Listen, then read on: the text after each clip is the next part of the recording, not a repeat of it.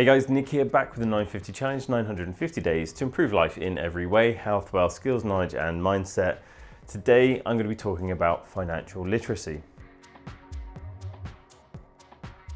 Most feelings of stress, anxiety, helplessness, relationship issues, and lack of control over our lives come from money issues, never seeming to have enough money and constantly drowning in debt. This is why we need financial literacy. So what is financial literacy?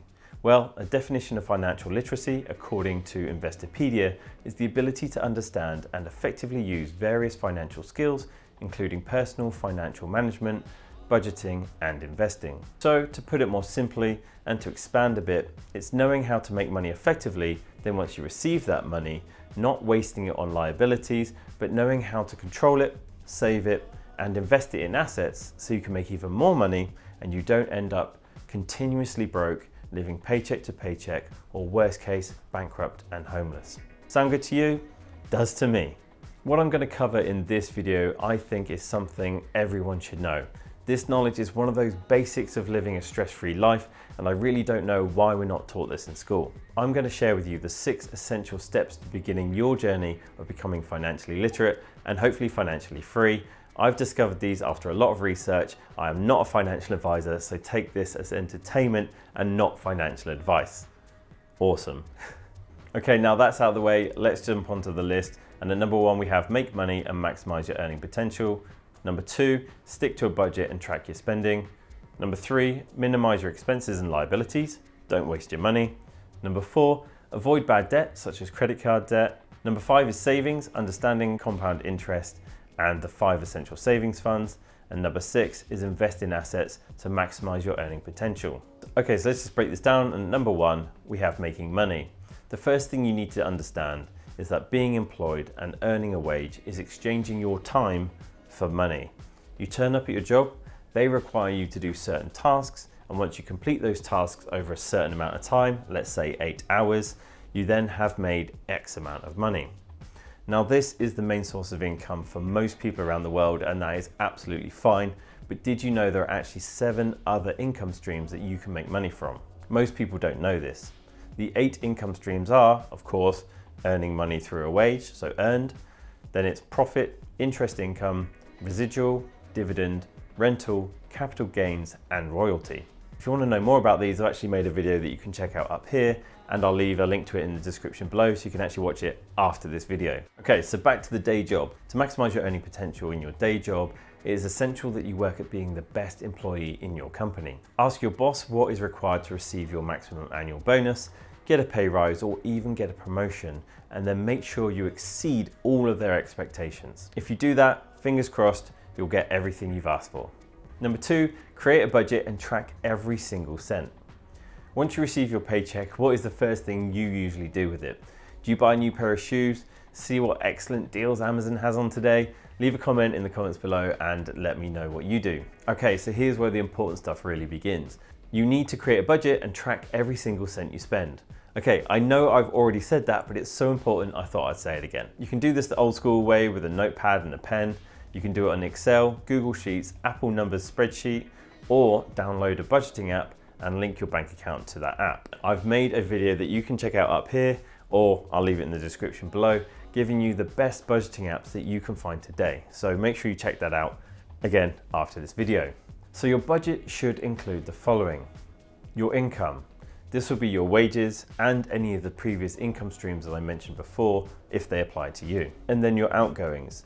These are fixed costs such as rent, utility bills, insurance, groceries, etc., your debt repayments and savings, and finally entertainment. Now, financial advisors, again, I am not one, suggest that the split for this should be around 50% for your income and fixed costs, 30% for your debt repayments and savings, and 20% for entertainment. Now, my personal view is you don't need 20% for entertainment.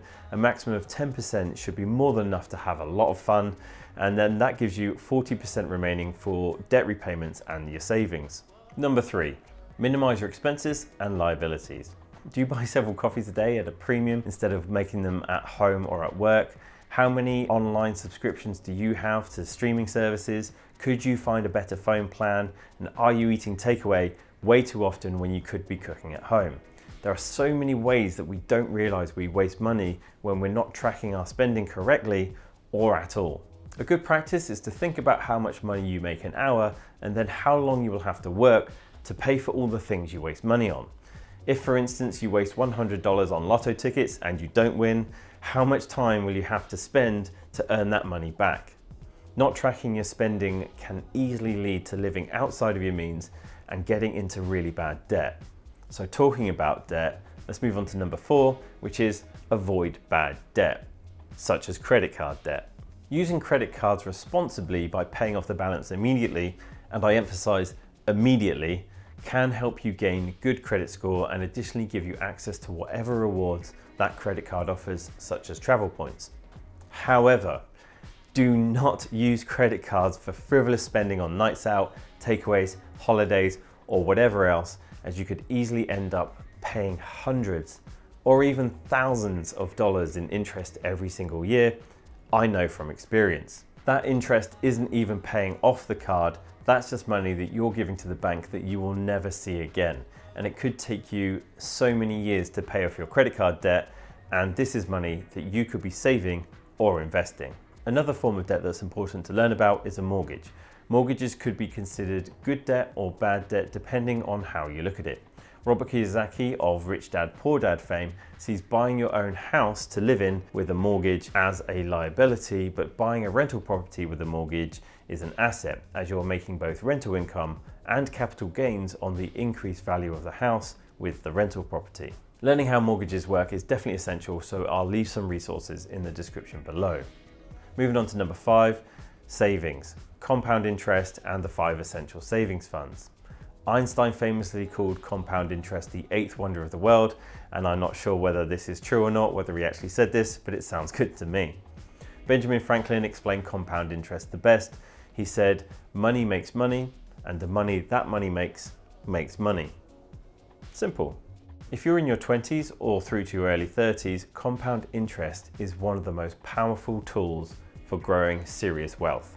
If you don't know what compound interest is, then let me give you a hypothetical example. If at 20 years old, you put $100 into a high interest savings account that gives you 5% interest annually, after 1 year, you'll have $105. So that's $100 plus 5% equals $105. The second year, you receive 5% interest on not only that $100 that you initially invested, but also the $5 that you received in interest last year. Therefore, 105 plus 5% equals $110.25. If you leave your initial $100 in that account earning 5% interest year on year over 40 years, you'll receive $703.99. Okay, so here you're thinking $704. What's the big deal? This is not enough to retire on. So let's increase that initial investment amount to $5,000. Now, after 40 years of an annual 5% interest, that $5,000 will become $33,523.76. And this is with no additional contributions from you. However, the idea here is to continuously make contributions into your savings account on every single payday, therefore continuously receiving interest on an ever-growing sum of money. Okay, now we know about the immense power of compound interest, let's talk about savings funds. There are 5 savings funds that you should be working towards right now. And these savings funds are the emergency fund, the runway, your investment fund, your retirement fund, and your general fund. The emergency fund is for emergencies only. And I really mean emergencies only, like medical bills or something like that. And this should consist of between $1,000 and $2,000. Your runway fund is an amount that covers your minimum of 3 to 6 months of your fixed costs and debt repayments, as mentioned earlier. Your investment fund is money set aside for investing in wealth building assets such as stocks, index funds, rental properties, etc. Your retirement fund is pretty self-explanatory, paying into a 401k in the United States, superannuation in Australia, KiwiSaver in New Zealand, or whatever retirement fund scheme your country has. This money is not to be touched until you retire. And then there's a general savings fund.